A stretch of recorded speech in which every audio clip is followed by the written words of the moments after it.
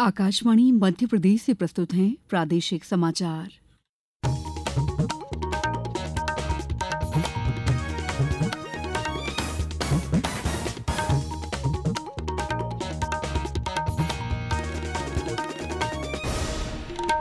नमस्कार, समाचारों के साथ मैं दीपा सिंह।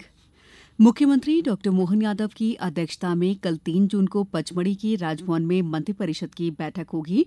ये बैठक विशेष रूप से जनजातीय समाज और शौर्य पराक्रम के प्रतीक रहे राजा भभूत सिंह की स्मृति को समर्पित होगी। पचमढ़ी गोंड शासक राजा भभूत सिंह के ऐतिहासिक योगदान को समेटे हुए हैं। उन्होंने इस पहाड़ी भूभाग का उपयोग शासन, संचालन, सुरक्षा और सांस्कृतिक धरोहरों की रक्षा के लिए किया। मुख्यमंत्री डॉक्टर मोहन यादव ने कहा कि पचमढ़ी न केवल प्राकृतिक सौंदर्य से परिपूर्ण है, बल्कि ये हमारे जनजातीय समाज की सांस्कृतिक विरासत से भी गहराई से जुड़ा हुआ है। प्रदेश सरकार का संकल्प है कि हर गौरवशाली पक्ष को सामने लाया जाए और समाज के प्रत्येक वर्ग के हितों का ध्यान रखा जाए। जल, जंगल, जमीन के लिए जिस प्रकार से आजादी की कुर्बानी हमारा आदिवासी अंचल ने दी है, उसको समाज के सामने लाने के लिए, गौरवशाली पक्ष को लाने के लिए हमारी सरकार हमारे सभी क्षेत्रों में सदैव हमारे आदिवासी भाई बहन, अनुसूचित जाति भाई बहन और समाज के सब वर्गों का ध्यान रख रही है। अगले चरण में हमारे विधायक सांसदों का 3 दिन का वर्ग भी पचमढ़ी में करने वाले हैं। इसके पीछे भाव इतना ही है कि हमारा ये खासकर यशस्वी प्रधानमंत्री का विरासत से विकास की ओर का जो संकल्प है, वो खाली बोलने के लिए नहीं, ये करके दिखाने के लिए। हमारे संवाददाता ने बताया कि मुख्यमंत्री डॉक्टर मोहन यादव पचमढ़ी में मध्य प्रदेश पर्यटन विभाग के 12 करोड़ 49 लाख रुपए के 5 विकास कार्यों का लोकार्पण और 21 करोड़ 39 लाख के 6 विकास कार्यों का भूमि पूजन भी करेंगे। पचमढ़ी मध्य प्रदेश का एकमात्र हिल स्टेशन भी है। मंत्रिपरिषद की बैठक का आयोजन प्रशासनिक दृष्टिकोण से महत्वपूर्ण है। देश के साथ प्रदेश में भी विकसित कृषि संकल्प अभियान जारी है। इस अभियान के तहत अधिकारियों का दल किसानों को केंद्र और राज्य सरकार की जानकारियों के अलावा कृषि क्षेत्र में किए गए नवाचारों की जानकारी भी दे रहा है।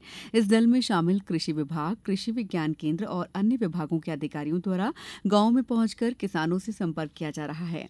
शिवपुरी जिले में कृषि विज्ञान केंद्र के वरिष्ठ वैज्ञानिक डॉक्टर M.K. भार्गव ने बताया कि इस अभियान के तहत गांव-गांव में जाकर हमारी टीम द्वारा किसानों से चर्चा की जा रही है, चौपालें लगाई जा रही हैं और कृषि के क्षेत्र में नए नवाचारों को किसानों को बताया जा रहा है।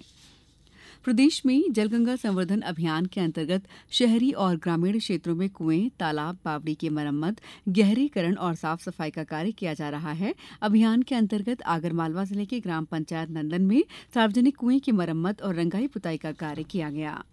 भारतीय प्रौद्योगिकी संस्थान कानपुर ने आज JEE एडवांस परीक्षा 2025 के परिणाम की घोषणा की है। छात्र अपने परीक्षा परिणाम वेबसाइट results25.jeeadvance.ac.in पर देख सकते हैं।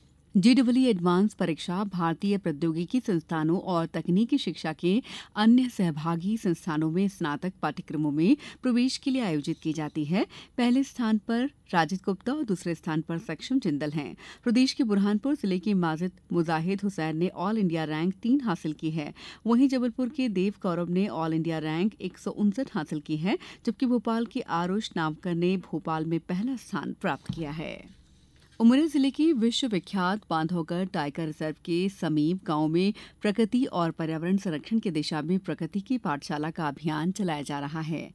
उप संचालक Bandhavgarh tiger reserve PK Verma ने बताया है कि 1526 वर्ग किलोमीटर में फैले टाइगर रिजर्व के कोर और बफर इलाके में तकरीबन 105 गांव आबाद हैं, जो सीधे जंगल से जुड़े होने के कारण ग्रामीणों को प्रभावित करते हैं। वनों और अन्य वन्य जीवों के संरक्षण के लिए पार्क प्रबंधन ग्रामीणों के साथ प्रकृति पाठशाला आयोजित कर रहा है।